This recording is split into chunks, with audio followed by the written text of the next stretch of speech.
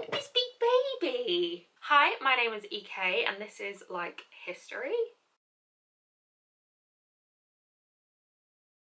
I am a historian mostly specialising in medieval Western Europe, particularly Scotland, and I want to make a video about all the things from medieval Western Europe that I like. It's quite a simple video on the face of it, but I do have an ulterior motive to disrupt the idea that medieval Europe was kind of entirely awful or was a dark age. No era is all bad or all amazing. That's not how time works, that's not how humanity works. The medieval period had terrible stuff, but it had good stuff too, just like the early modern period, just like the 20th century, the 21st century, and eventually the 22nd century. The idea of a dark age or dark ages usually kind of holds as a core tenet that some or all of the medieval period was kind of culturally stagnant and devoid of intellectual or scholarly inquiry, and that it left behind very few artifacts of value for subsequent historians. That isn't true, and you're about to find out why. I'm not here to, well, in this video, I am not here to kind of explicitly go piece by piece into why it's kind of ahistorical to discount the medieval period as terrible wholesale, but in this video I want to kind of add to the public imagination, the public canon, if you will, of what we consider medieval, and you may still afterwards kind of buy into this dark age idea, but I would encourage you to ask of these examples, why don't they necessarily fit within that idea? I am going to kick things off with some buildings and start off very close to home with Salisbury Cathedral. Salisbury Cathedral is a 13th century masterpiece of Gothic architecture. It was actually built to replace a previous cathedral, which was at the settlement of Sarum, now called Old Sarum, which was kind of a castle and a small kind of township, and it is just to the north of Salisbury today. You can go and visit the ruins of Old Sarum. There's ruins from the castle. It's kind of all in this big like ring fort situation, and you can actually see the foundations. They're kind of marked out, the foundations of the original cathedral, and the size of this cathedral at Old Sarum seems very quaint compared to what it is now. I was talking with my hairdresser about this the other day, and we were saying how you end up being quite snobbish when Salisbury Cathedral is just a stone's throw away from you, because you look at the cathedral ruins Old Sarum and you're like, really? Did that count as a cathedral? Because it's baby, it's very small. And then also when I go to other cathedrals and other kind of big churches or former abbeys, if they ain't got a spire, like, if you don't even have a spire, are you even doing a cathedral? I'm a snob. I'm a snob now. I'm a cathedral snob. In terms of moving the town, the story goes that they kind of were outgrowing the settlement at Old Sarum, and to decide where to start the new town, an archer fired an arrow which struck a deer, and the deer made it a few miles before dying, and that spot was where they selected for this new settlement. The cathedral is stunning, like unquestionably stunning. It dominates the landscape from every single angle, not just the spire, 123 meters as we all know, but you can see, like, you know, the roof of all of the aisles and chapel, you know, what's the word, like the silhouette of like the building you can see on the roads when you're kind of coming in to the city. Like, even though there's, you know, there's a big, I mean technically it's a city, but that's by the way, there's kind of this big urban settlement, but it's still, the cathedral absolutely just completely dominates the skyline. And because the cathedral didn't house a monastic community, it survived the Reformation pretty much intact, and it is now an Anglican cathedral, and it is dedicated to the Virgin Mary, very predictably a la mode. One of the most famous interior features of the cathedral is a clock. It is apparently the oldest working clock in the world. I have seen this clock in action every time I visit. I still do not have the slightest idea how it works. Like, it could just be a bunch of cogs and they say, oh, it's a clock. I wouldn't know.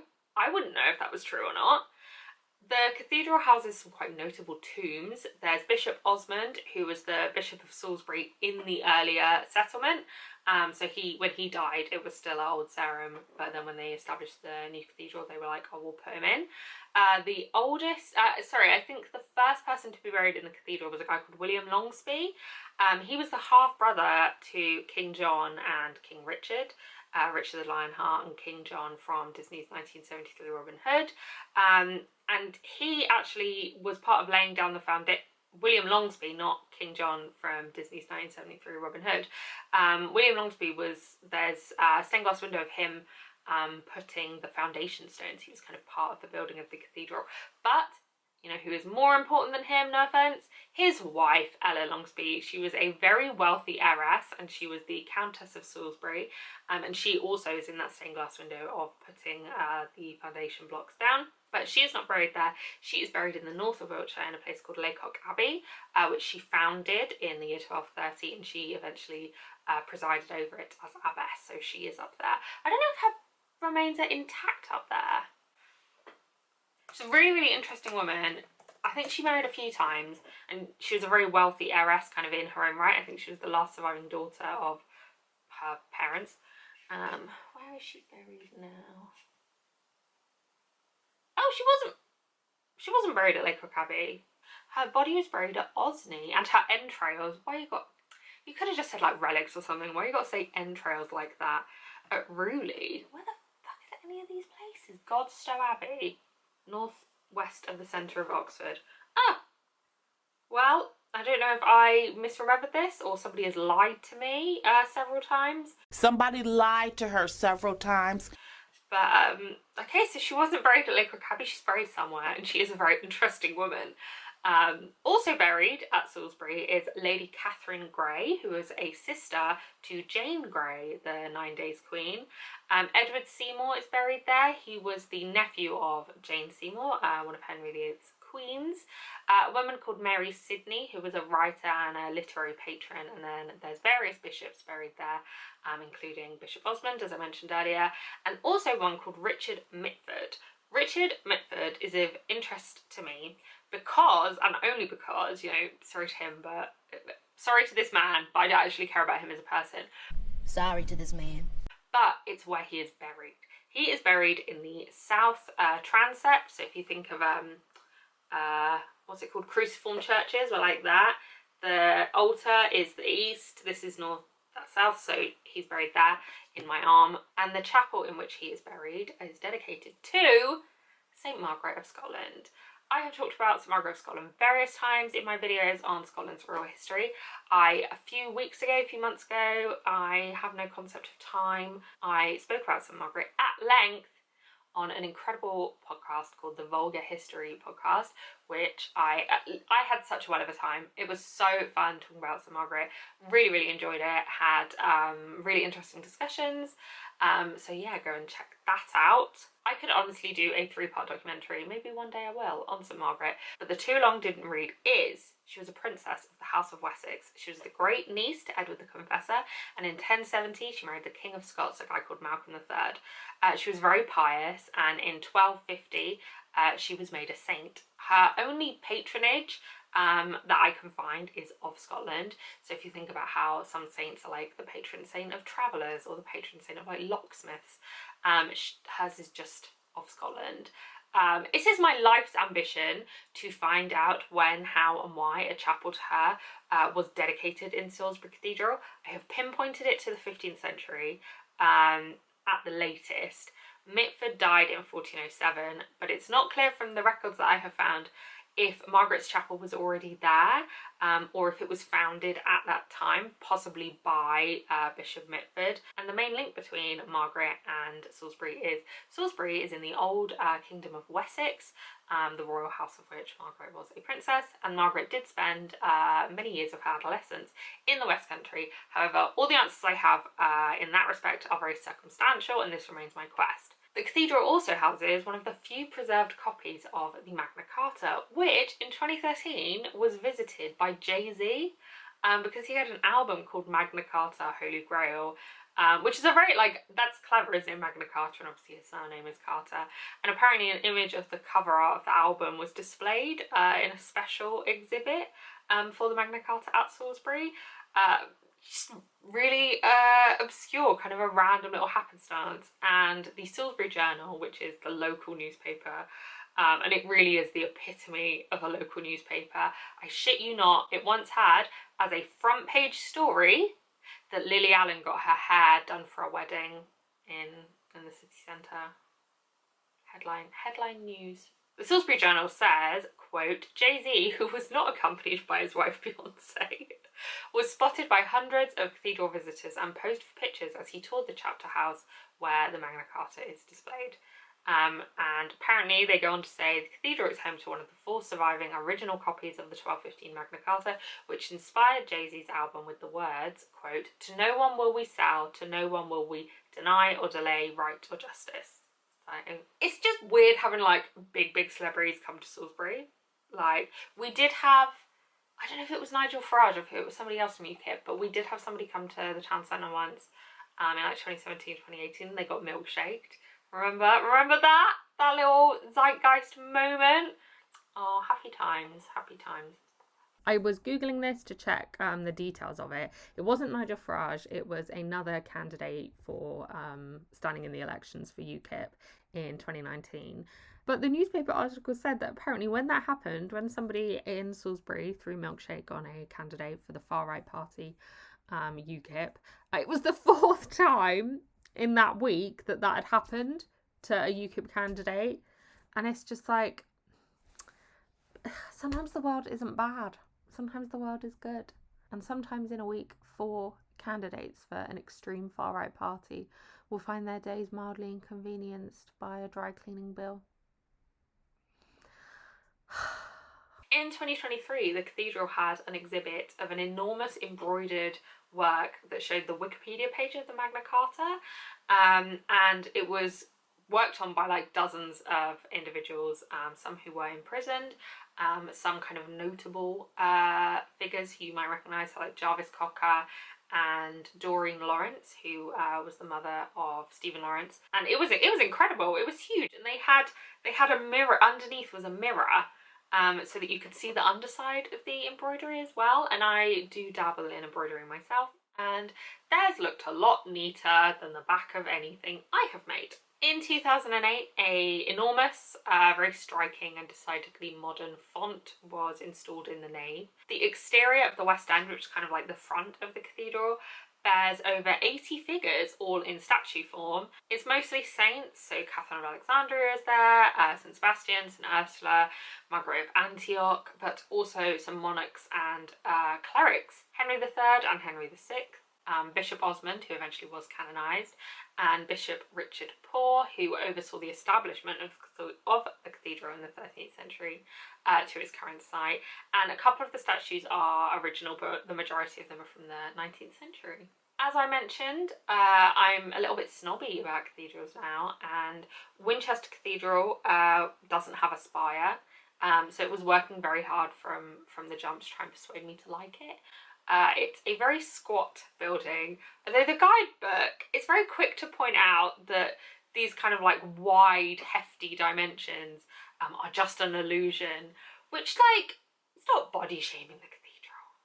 Let her be chunky if she wants to be chunky. Like, what business is it of yours? Winchester Cathedral was built on the site of, or kind of slightly adjacent to, the pre-Norman Old Minster, on decidedly boggy ground.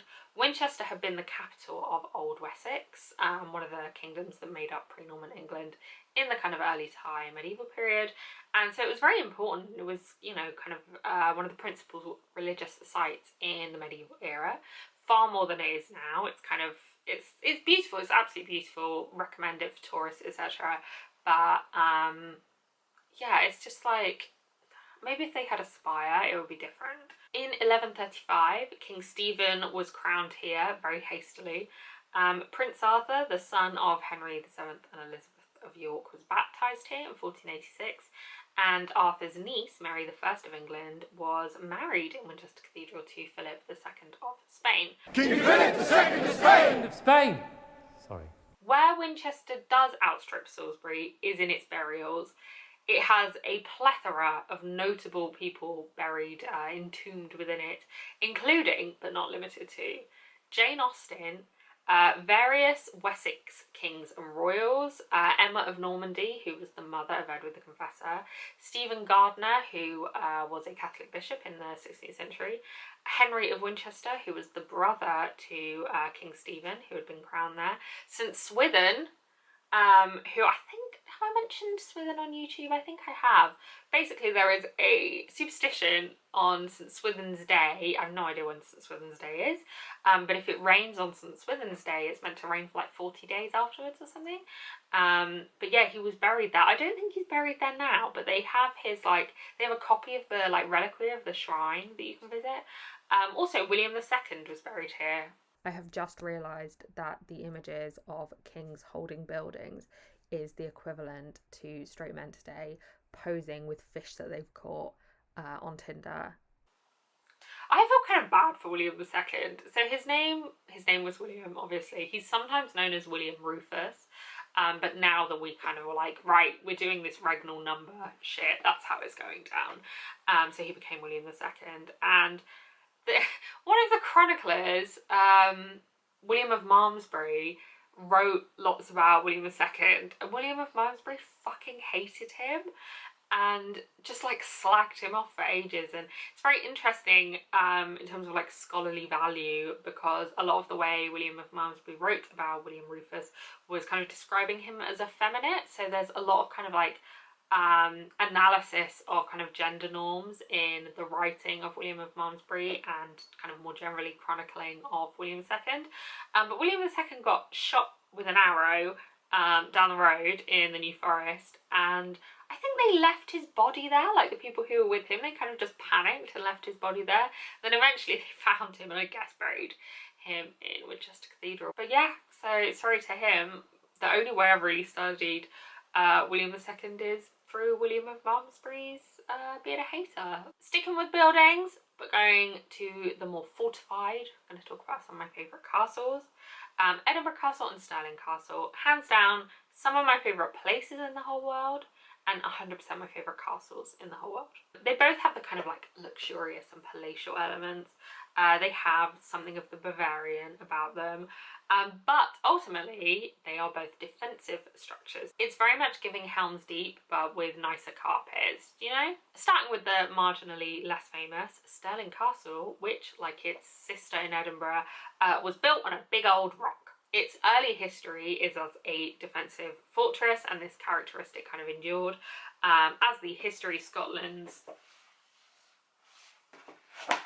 guidebook explains, Stirling Castle kind of sat on a crossroads near to Stirling Bridge, which, to quote History Scotland's guidebook, was the most convenient crossing of the River Forth. The castle is often described in kind of medieval histories as the key to the kingdom, and as one of the kind of principal military kind of sites, strongholds in Scotland in that period. In the high medieval period, it became a royal castle, probably under Alexander I, who was one of the sons of St Margaret, who I mentioned earlier. And in the later 13th and early 14th centuries, Stirling Castle played an enormous role in the Wars of Independence. William Wallace very famously met with victory at the Battle of Stirling Bridge, which was less than a mile from the castle, and the Battle of Bannockburn in the summer of 1314 took place just south of the castle, and it was a battle for the castle. Robert the Bruce's brother had made an agreement with the pro-English Castellan that if Edward II of England did not relieve the siege of Stirling Castle by Midsummer's Day, the castle would be surrendered to the Scots. Edward II duly came to relieve the siege. There was a big battle. It was enormous, it was very famous, and Robert the Bruce enjoyed a victory, as resounding as it was unlikely, and the castle was handed over. There are plenty more kind of military related anecdotes about Stirling Castle, but talking about military history anymore will break me out in hives. So Scottish royals spent plenty of time at Stirling. James II of Scotland even murdered someone there. In 1452, his son James III had more building work done, including around 1467 a chapel dedicated to St Michael, and in said chapel, according to History Scotland's guidebook, James III's son, James IV, made confession in that chapel, having joined a successful rebellion against his father, James III, which led to his father's death. So imagine building a chapel that your son is going to go and, like, you know, pray for forgiveness because he kind of contributed to your death. Like, that's wild. James IV continued building work at Stirling, including the Great Hall, the kitchens and the front entrance, and the castle became the property of his queen, Margaret Tudor, after their marriage in 1503. 10 years after that, James IV died, and Margaret had their infant son, James V, crowned at Stirling.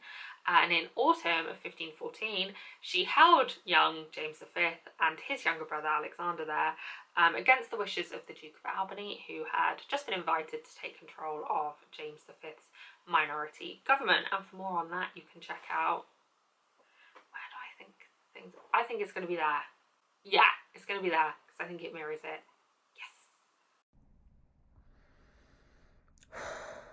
I'm really confident there. Margaret Tudor's place in the castle's history is immortalised in the Stirling heads, that are a very well-known set of kind of carved wooden roundels commissioned about 1540, and that would decorate the ceiling. There's a bit of a debate about whomst is represented by whomst, but I can say, I think with confidence, that this image, I can say with confidence that it is Margaret Tudor, because the greyhound that she's holding in her hand was a symbol of the Beaufort family, from whom Margaret was descended via her grandmother and namesake Margaret Beaufort. A lot of the building work at Stirling actually took place under the reign of Margaret's son, James V, who had married the French noblewoman Marie de Guise. Marie de Guise kind of brought French architectural styles over to Scotland, and this kind of era of building is usually associated with kind of Renaissance styles. My thoughts on the Renaissance are kind of complex and possibly too nuanced for the internet, but there we are. Regardless, the palace is absolutely beautiful, and it is adorned with kind of myriad sculptures, including one of James V himself. In this sculpture, he looks very kind of scholarly and pensive, but his regality is clearly identifiable because there is a lion above his head holding on a cushion an imperial crown. After James V's death in 1542, Marie de Guise continued building work there, and just as her mother-in-law had James V crowned there, she had her own infant monarch, Mary Stuart, crowned there. The way the royal palace is kind of presented to the public now fits with this era of the building work, and the decor is kind of a recreation of how it would have looked during Marie de Guise's widowhood. So the king's rooms are left kind of bare, while some of the most famous elements of Stirling Castle are kind of, you know, after or at the very end of the medieval period. The way the castle kind of sits very proudly on this rock seems kind of eternal and ageless, as does its counterpart several miles, I don't know how many miles, I think it's like an hour drive, to the east. The History Scotland guidebook for Stirling Castle rightly says that Stirling is, quote, equalled only by Edinburgh Castle in its age and prestige. And so, turning to Edinburgh Castle, it crowns the city. It kind of feels part of the rock upon which it sits, and kind of like not just part of the architecture of the city, but the kind of fabric of it, of the land itself. The site of the castle may actually have been settled as far back as the Iron Age, but like Stirling, it kind of became a royal castle in the high medieval period. Its early work is strongly associated by the 12th century monarch, David I of Scotland, who was the brother of Alexander I of Scotland, and therefore one of the sons, the youngest son actually, of St Margaret of Scotland and her husband Malcolm III. David I of Scotland likely had the chapel in Edinburgh Castle built. It is the oldest surviving building in the entire city, and it is dedicated to his mother, St Margaret, who had died in 1093 and, as I mentioned earlier, was eventually canonised in 1250. Just wanted to show you this other beautiful picture of St Margaret's Chapel and the accompanying rockery, which is just outside, in which I got stuck in my wheelchair when I visited a couple of years ago. So enjoy. The chapel, of which I of course have the guidebook. The chapel today is maintained by a guild, the St Margaret's Chapel Guild, and you can join the guild, but only if either your first or middle name is Margaret. I think if you changed your name perhaps to Margaret, they would probably have to let you in, because it's like, wow, you're so dedicated that you've changed your name. So I think yeah, I think they'd allow that. I'll have to ask. I mean, I've literally spoken to one person from that guild via email, but you know, I'm very well known in the Scottish history sphere. So anyway, the chapel is definitely my favourite place in the castle. It's incredibly peaceful, and it's very simple, kind of like the decor. The ornamentation is very kind of bare bones. And yeah, it just has such an atmosphere. And then I think my other favourite thing about the castle is kind of when you're not there, when you are elsewhere in the city, and you can see like it has such a recognisable kind of outline and silhouette, and it really towers over the city. You can kind of look up to it from the grass market. For my graduation, we actually stayed in a hotel which had a view of the castle, which was as incredible as it sounds and as expensive as it sounds. Subsequent monarchs augmented Edinburgh Castle in whatever the latest fashions were. So David II had a tower called David's Tower built. I don't think he named it after himself, to be fair. I think it got that name because it was like, oh, he built it. But I don't know, maybe he was really cocky and was like, this, David's Tower. James's the third and fourth both kind of contributed to, you know, a Renaissance palace, including the Great Hall. But when Holyrood Palace was developed into a pleasure palace, kind of a mile to the east on the Royal Mile, that's why it's called the Royal Mile, that was developed and kind of gussied up. I have never said that phrase before, and I don't think I'll ever say it again. I've given myself the ick. Holyrood Palace was developed into this kind of pleasure palace by the time of James IV's nuptials with Margaret Tudor in 1503 that I mentioned earlier. They actually got married in Holyrood Abbey, which is like adjacent to the palace, and most of the celebrations for their wedding also took place there. And so Edinburgh Castle perhaps wasn't being seen as like this royal glamorous castle anymore. It's more that its fortifications were kind of its principal asset, its kind of USP. However, it did host Mary Queen of Scots when she gave birth to James VI in 1566, and Charles I stayed there the night before his Scottish coronation in 1633. And given what happened to both Charles and Mary, maybe like decline any invitation to spend the night. You know, I wouldn't be rushing to a sleepover at Edinburgh Castle. That is such a lie. I absolutely would. I would 100% take that risk. Moving to kind of art and images, there's the Trinity altarpiece, which I mentioned in a video I did at the end of 2022 because I'd gone to visit it at the National Gallery of Scotland. Altarpieces like this had images on the inner and outer panels so that it could be displayed open or closed. The most famous example of this kind of out with Scotland is the Ghent altarpiece from the 1430s, which had, I think it had more than 3 panels. This is a triptych. So when it's open, there are 3 images.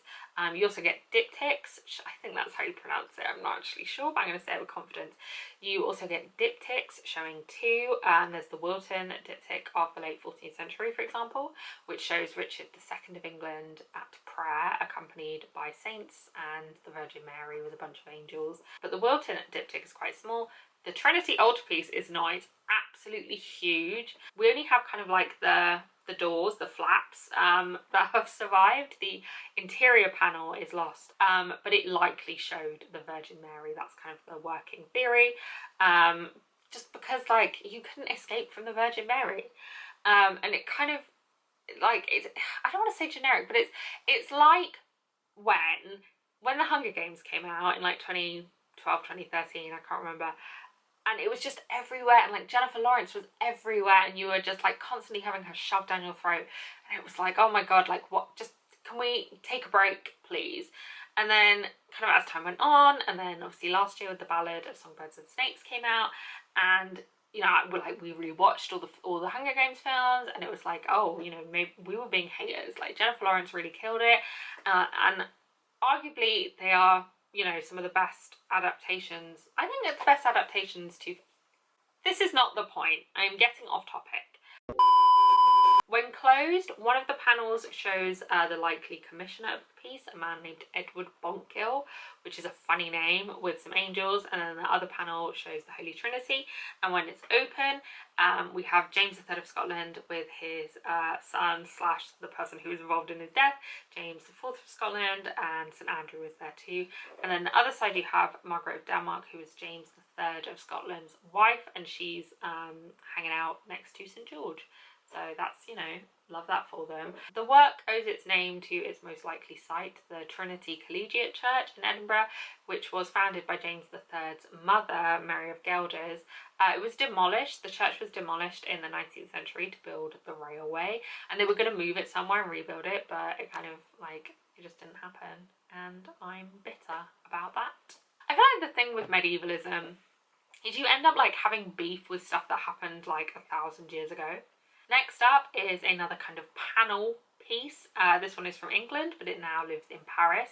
It is a kind of frontispiece for an altar that depicts scenes from the life of the Virgin Mary. As I said, depictions of the Virgin Mary in the kind of later medieval period are 10 a penny. But I like this one specifically for kind of to the right of the work, there is an image that shows the Virgin Mary being taught to read. Because the person teaching her to read is her mother, St Anne. And just as kind of veneration of the Virgin Mary increased in the medieval period, so did interest in her family. And St Anne is of quite significant focus to gender history because she is showing the role of a mother in education. And in gentry families in this period, there's a lot of evidence to suggest that the woman of the house was the person who was kind of in charge of teaching the younger members of the household to read. And so having these images of Anne doing it is kind of, you know, art imitating life, or vice versa. Also, the dimensions and the proportions of Anne in this piece make it look like she's being played by Doug Jones. Like, Doug Jones and Andy Serkis are like, they both were like, I'm kind of weird, and I'm kind of weird looking, and I can do weird things. I'm going to make a like award-winning career. I'm going to make a fortune off this. Like Doug Jones, yes, but I think Andy Serkis, I'm telling you, Andy Serkis as a child crawled up the stairs on all fours, as we all did as children, and looked at himself in the mirror and was like, this is gonna pay my mortgage. This is gonna pay my bills. Mad respect, mad respect. The next image epitomizes the idea of a hidden gem because it was hidden, literally, for centuries. It was whitewashed over during the Reformation, was stumbled upon during cleaning in 1819, and then, for reasons nobody is quite sure, was whitewashed over again before finally being restored. Restored? Who says it like that? Before finally being restored in the 1880s, and this is the Doom painting in St Thomas's Church in Salisbury, which is about 5 minutes north walk of the cathedral. The painting is painted over the chancel, so above the altar, and it's huge, and it is magnificent. It is a delight for the eyes. It's so grotesque at times. I'm obsessed with it. So essentially, it's Judgment Day. There is Christ at the top, and he is overlooking Judgment Day. And he's accompanied by, you know, his friends. 12 apostles are there. St John the Evangelist is there. His mother is there. And then on the kind of left of the image, as you're facing it, there's angels helping souls out of open graves, and we kind of have this, you know, the newly resurrected, mostly in the nude, but some of them wear crowns or kind of like episcopal accoutrements, garments. I can't remember the name of the hat. It's what Rihanna wore at the Met Gala that time. It's not vestments because they're naked. Episcopal hats, let's just call them episcopal hats. And all of them look a little bit confused, but they are being led towards a beautiful palace. And then the right hand of the image, that's where it gets gnarly. The leaflet that St Thomas's Church have produced says, quote, "Here are the infernal regions. Flames are rising from the ground and devils are in charge of the proceedings." Infernal regions would be a great name for a drag queen. And you kind of have these very distressed figures rising from their graves before being ushered by demons kind of into the mouth of this like giant fish beast. And just like the figures on the left, some of the sinners being led to the big fish man, some of them have crowns too, some of them have episcopal hats. So, you know, nobody is safe was the vibe.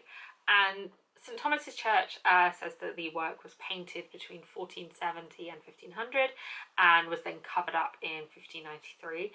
Now, however, it is on full display as it was intended, and it's absolutely beautiful. It's St Thomas's Church is a beautiful church, but obviously, like, the cathedral's right there, you know, but it is beautiful and it's worth just having a quick look in, because I think it's one of the largest surviving ones in England, or maybe one of the oldest surviving ones in England. It has some sort of claim to fame in that. And yeah, it's just really fun. Like, it's super, like, spooky, grotesque, you know, that real hardcore, like, Old Testament shit. Like, it's good. I like it.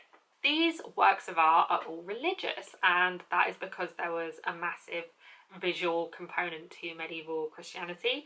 You know, most people are not able to read in this environment, and most of, you know, religious texts and scripture are in Latin, which even less people know how to read. Few. What? So how do you involve people in kind of religious teaching? How do you communicate the lessons of Christian scripture? And the answer is you use visual means, stained glass windows, religious art, including wall paintings, even just the building of these kind of magnificent cathedrals and churches. You're kind of dazzling the senses of the laity. And there is a lot of discussion when you're studying the Reformation that is kind of describing the pre-Reformation worship as very much a sensory experience. So like, you know, incense and candles and chanting in Latin and kind of the intonation of the Paternoster. There was a routine, a beautiful routine, and I can understand why for many spiritual kind of devotion ranked quite high in the list of priorities. There's been a shift, I think, in kind of like the 21st century, where previously historians would kind of argue that, like, oh, the reason the Reformation happened was because everyone was super disillusioned with religion. And then now it's kind of being argued, no, the reason the Reformation happened is because people were really eager for kind of religious fulfillment and to have their kind of needs met, their spiritual needs met. And it wasn't a disillusionment with religion. It was this like eagerness that the church, the Catholic Church, was not keeping pace with. If you want to understand the Reformation, you need to look at pre-Reformation religion, certainly, and understanding the kind of visual components of it and the sensory components of it is a really important part of that. So there are other kind of surviving doom paintings, and this type of medieval wall art can be found in other churches. We are lucky to have a fair selection of medieval manuscripts that have survived. These books often served multiple purposes. Many were created and read and used for kind of their literary merits, but at the same time these objects were expressions of prestige, of wealth, and kind of conspicuous piety. And, you know, most books were in this period religious texts. For the early medieval period, monasteries had somewhat of a monopoly of religious texts in Western Europe, and unsurprisingly, a lot of the content for these texts was provided by the Bible. That included gospel books, which contained, you guessed it, the Gospels, usually the four, you know, the front runners, your Matthew, Mark, Luke, and John. The New Testament Gospels, which basically outline the life of Jesus. And one of the most famous and recognisable Gospel books possibly just one of the most famous and recognisable books certainly in European history, is the Book of Kells. It is hard to summarise the significance of this text, and it's very hard to overstate it as well, because it has become a fundamental symbol of Irish national identity, both historically and aesthetically. It's not the only manuscript in what's sometimes called the insular style, so you've got the Lindisfarne Gospels, I think, is another, but if you go on the Wikipedia page for insular art, it's the Book of Kells that comes up first.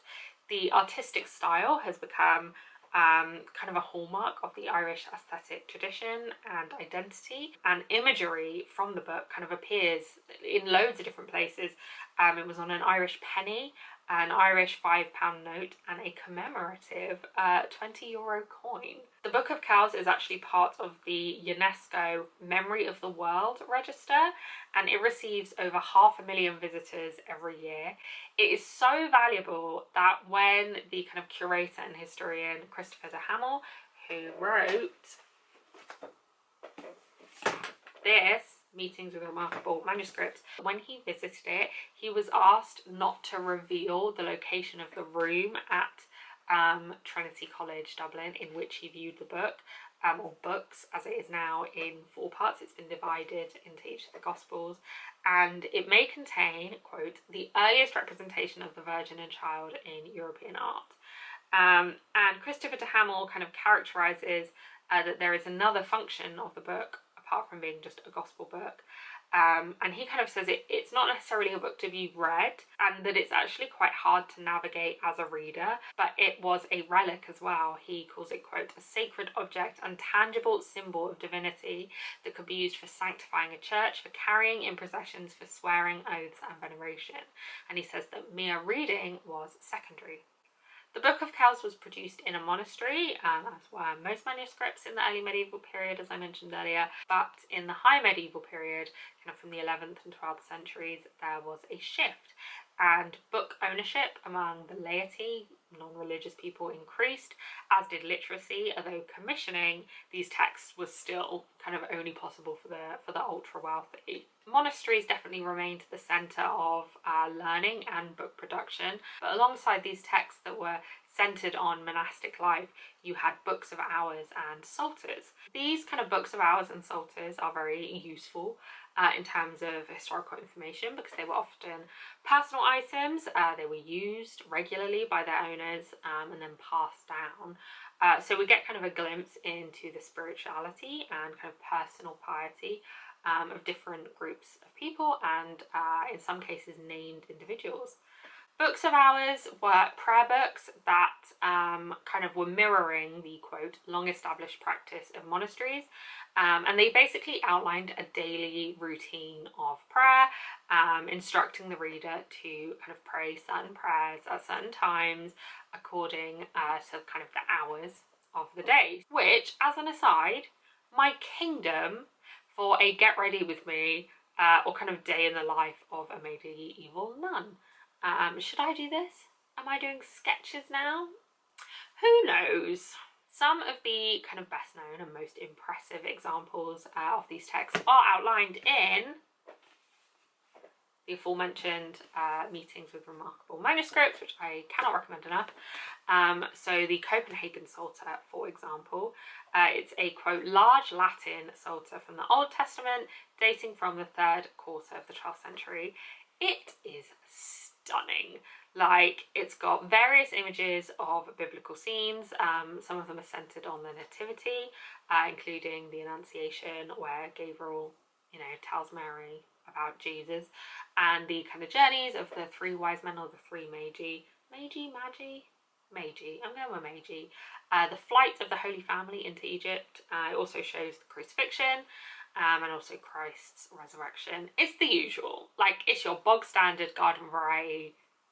This is what the medieval church believes. As I said, it's stunning, but it was clearly designed to be read, and not only to be read, but to teach somebody to read. It contains an alphabet, quote, written out clearly and spaciously by the book's main scribe, as well as types of Latin punctuation, followed by the Lord's Prayer and the Creed. Children and new readers were taught the letters, and then they customarily began practicing with the Lord's Prayer as the Creed, and the Creed as their first reading texts. Given how extravagant the manuscript is, it seems likely that the Copenhagen Psalter was designed for, quote, a royal child or young person of high status who might be learning to read. And there's kind of debate. The identity of this child is not definitively known, but a woman called Patricia Dans thinks it is Canute VI of Denmark. The name of the next manuscript, fortunately, gives reassuring certainty to the owners of this book and the book's history. We don't know necessarily a lot about the commissioning and like the origin of the book and who it was commissioned for, but we certainly know the figures associated with it, and it is called the Bedford Hours. It was given as a gift to the 9-year-old Henry VI of England in 1430 by his aunt and uncle, who were the Duke and Duchess of Bedford, John of Lancaster and his wife Anne of Burgundy. It wasn't created to be given to Henry VI. When John married Anne, he actually gave her the book as a wedding gift. And so, you know, it's not 100% clear who commissioned the text. Some images were probably added in, and they are images that contain depictions of the Duke and Duchess of Bedford. And these are my favourite images of the book, and also probably just of medieval manuscripts as a whole. They are absolutely beautiful, and seeing, you know, you're able to recognise like, oh, that is the Duchess of Bedford, like that's quite cool. So one of the images shows the Duchess with the Christ child, who's kind of turning to bless the Duchess, and then the Virgin Mary is there as a young child, and then Mary's mother is there, St Anne. And the Duchess's hair in this, incredible. When I watch kind of the adaptations and depictions on screen of this era, this is the type of hair that I want. Like, let's just leave the Dyson Airwrap out of this. I want these kind of jewel encrusted hairnets adorning these really elaborate updos. Like, it's perfection, and we never get to see them. It's the Tudors is all like 2007 crunchy, like, you know, the hair has been straightened so much that it's basically no longer made of keratin. Then we even have Anne Boleyn in the Tudors with like a fucking side parting and a side fringe, which I remember from my youth. And then now, like with the White Queen and stuff, it's all like a blowout. And it's like, first of all, married women generally had their hair covered in one way or another, so that's inaccurate. But also, like, just, I want beautifulness. They look great, but they just look like they're from 2023.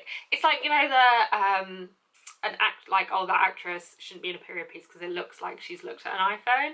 If you've looked at a Dyson Airwrap, why are you here?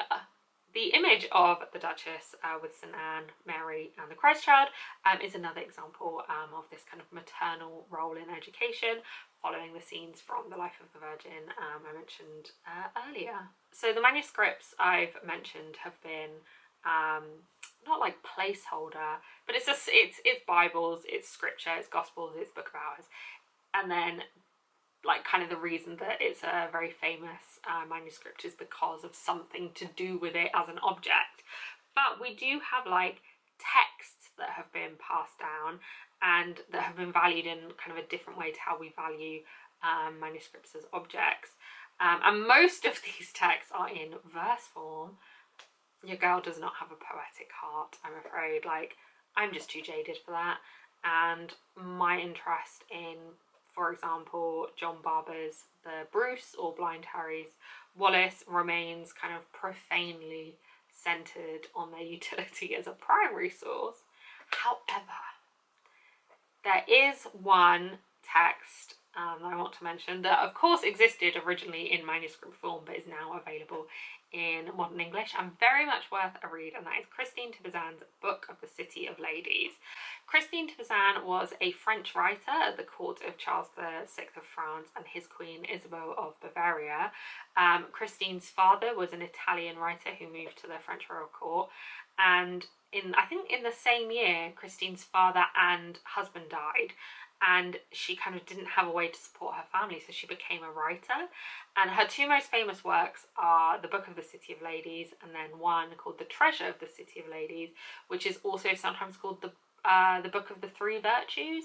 But the Book of the City of Ladies is my favourite. It's basically, it's like a long allegory, dream vision is kind of the frame story for it. It's almost, we'll probably consider it maybe like an anthology now. And basically Christine is tasked, three women appear to Christine and task her to build a city to house all of the incredible women from history. The text works as kind of like a discursive lesson with the women who are Lady Justice, Lady Reason and Lady Rectitude. They're basically telling Christine the story of all these women. Some of them are real, they're real historical figures, lots of biblical figures obviously. There are figures from classical myth, and some of them, Christine kind of insists that like, oh, I think Minerva is one of them, the goddess Minerva. Christine is like, oh, this was a real historical woman, but she was like so famous that she kind of became mythologized, which is like, okay, you don't like, I guess it was a different context, because to me, I'm like, babe, you don't need to prove anything. It doesn't matter if these women exist or not. Like, your point still stands.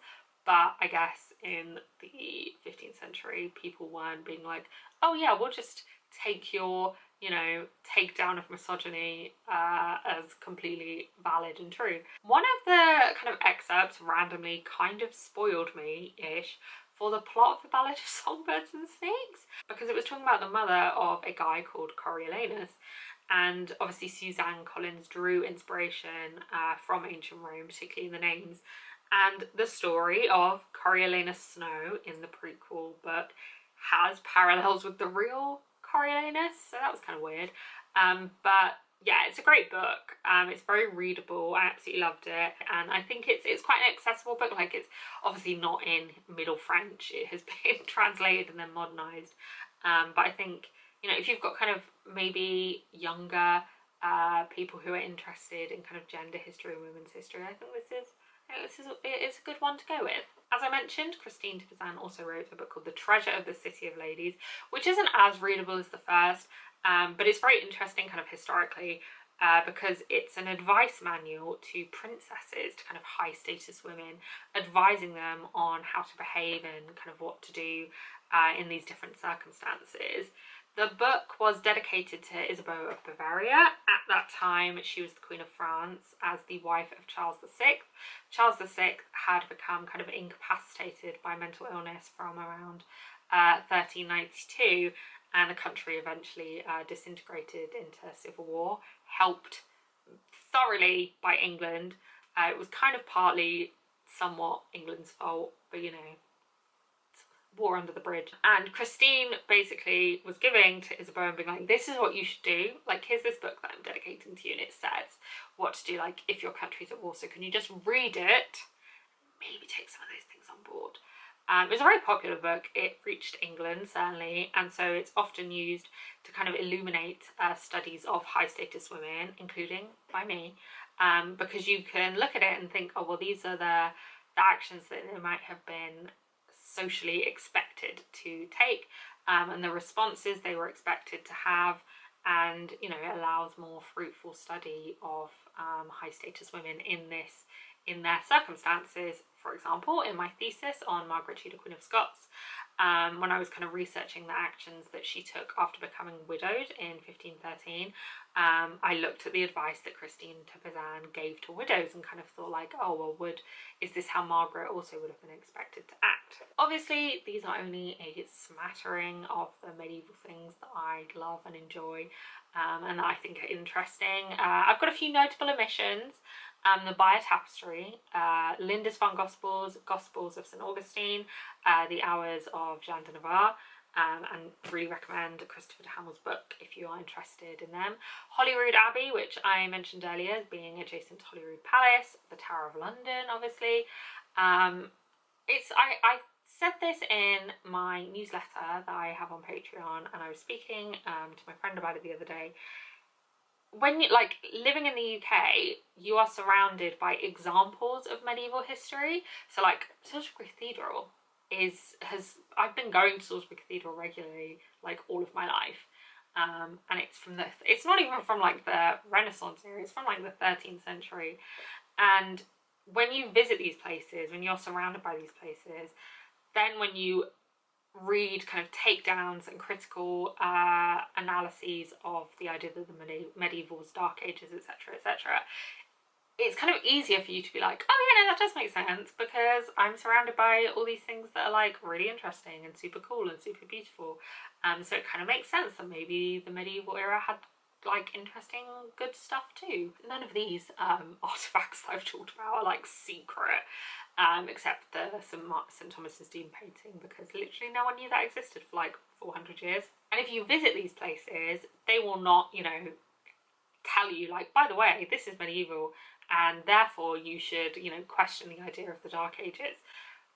But I think what I'm kind of doing here is contextualizing them to as the same period, lining all these things up into, you know, it's medieval period is what, like 1,000 years. It's a long time, but I'm kind of, yeah, just trying to like line it up and be like, look, all of these things across this 1,000 years were happening, different things were happening, and I don't want to kind of compress and like mix together like, oh, this was all happening around the same time, because it wasn't. It was happening at different periods and ups and downs and everything. But I just wish we would question the idea that it was amazing before the medieval period with like the classical world, and it was great afterwards with the Renaissance, and then the early modern period, and then etc., etc., modernization. How it doesn't make sense that everything was amazing in those two and that everything was shit in the middle. That doesn't make any sense. And all of these things that I have listed happened in that middle. There were good things, there were terrible things, just as there were elsewhere. And there is a lot more I could get into. I don't really feel confident enough to do it because it's the internet, on, you know, the connection to Whig history and the connection to the ideas about primitivism and colonialism and white supremacy and the idea of linear development, etc., etc.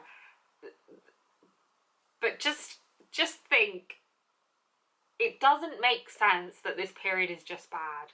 It just doesn't. That's not how anything works. That's it. Okay, see ya. No. Psych. I now have a short list of my least favourite medieval things. Medieval things that I'm just like, you know, I don't want to be a hater, though I am great at it, but things that made, all of these things can still be considered amazing and fun. I personally don't like them. We are starting off with the Salisbury Giant. The Salisbury Giant is exactly what it says on the tin. It is a giant and it lives in Salisbury Museum to be precise. It's actually a 15th century creation of, it was a mascot for the Tailors Guild in the city. And it took part in kind of processions and festivities. The fact that the 15th century giant survives to this day, is intact and is able to be displayed, is super impressive.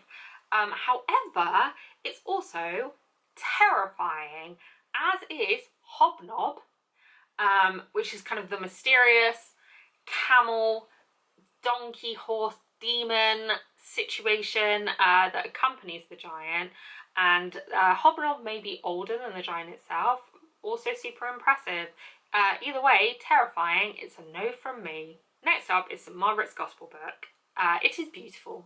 It was only discovered, rediscovered I guess, relatively recently, kind of by accident. But I hate it, actually, and do you know why? It was part of the most underwhelming miracle in the history of Christianity.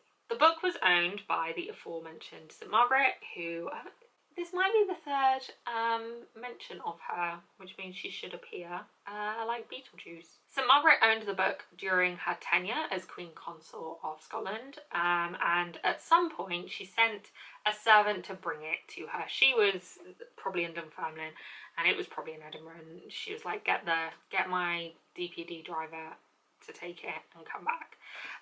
During that journey, the DPD driver dropped the book in a river. They didn't realise at first that it had done this, but when they eventually found it in the river later, it was relatively unscathed from its swim.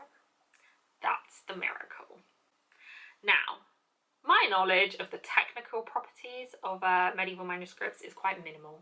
However, the manuscripts were made of parchment or vellum, which is made from the skin of an animal, and the skin will be treated and stretched and scraped, etc. But it's still the skin of an animal, and therefore I assume would be mildly more water resistant, than paper is. Obviously it wouldn't make it waterproof, but depending on how long it was actually submerged, I can understand them being like, oh, we thought it would be ruined and actually it's fine.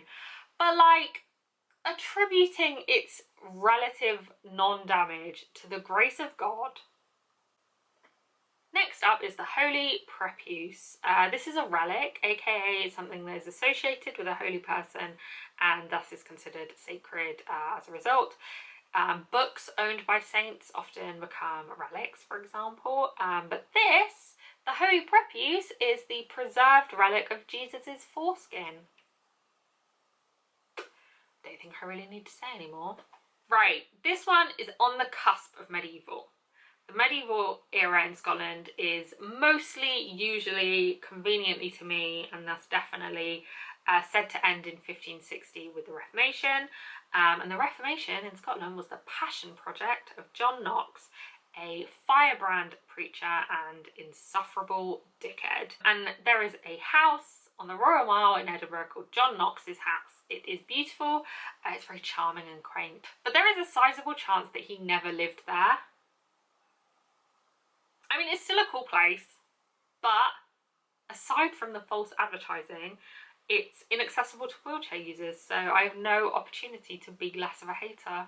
Finally, we have another manuscript, which is, I have complicated affection for. It is the Hours of James IV of Scotland. It's really unimpressive to me, but it's also very important to me. The Hours of James IV of Scotland, a book of hours, was probably created to mark his wedding to Margaret Tudor in 1503. I did my master's thesis on Margaret Tudor, and I used a very specific image from the Book of Hours in my study, and this image shows Margaret Tudor at prayer. In quite a conventional framing, so it's similar to the image of the Duchess of Bedford at prayer and Margaret of Denmark, so it's a motif, it's a style, and the value of that image to me is that it kind of demonstrates two things. Firstly, it alludes to one of the primary responsibilities of a queen consort in this era, to continue the dynasty by having children. So you see the little statues on the altar in front of her. They are showing the Annunciation, and the Virgin Mary is obviously up ahead of her. Mary herself was considered the chief role model for queen consorts, and she is holding the infant Christ. The star of the show is here. Hey. Oh, look at this heifer. This cat is the greatest thing in my life. You stay there. You stay there. She'll probably... Hang on, let me... She will curl up in my arms while I finish this video. I hope. What was I talking about? Hours of James the Thing of Scotland. Secondly, it shows the importance and kind of the nature of the marital alliance that was embodied in Margaret's marriage to James, because in this image we have the kind of tiny, almost abnormally small greyhound that, as I mentioned earlier, was one of the symbols of kind of the Beaufort Tudor dynasty, and that's what Margaret's kind of political importance was. She was part of the political strategy of the English royal family. And like, my whole thing is about hyping up the kind of merits of medieval craftsmanship, but this book is ugly. Like, some of the other pages are quite nice, but specifically the image of Margaret Tudor at prayer, it's just like, it's not it. Like, it's just not the vibe. And it's very significant in terms of you okay there, Minnie? She's rubbing her face all over the tripod. And it's oh god, you've thrown me off my groove. No! You threw off my groove! I'm sorry, but you've thrown off the Emperor's groove. She's like, that's a lie, you never had any groove to begin with. But yeah, aesthetically, it's just not it. and it's very important, but I just think compared to some of the other books of ours, the illuminator of this book illuminated other manuscripts as well, and I think they are nicer than the hours of James IV of Scotland. And there we have it, a bunch of stuff from the medieval period that I think is interesting or beautiful or has kind of historical value, whether that's aesthetic or you know, as just as a primary source. There's loads more items, and I would love to hear about the kind of items and artifacts and objects and buildings and works of art that you find fun or interesting in the areas or regions that you study. Every era has interesting things, every era has boring things. The history of humanity isn't neatly divided into bad and good, and if it were, I dread to think what future historians will say of ours. Thank you so much for watching this video. Don't forget you can subscribe to my channel, you can like this video, you can go and follow me on Instagram at It's Like History, and you can even support my work on Patreon, or you can do none of those things. It's literally up to you. I hope you have a wonderful day, and until next time.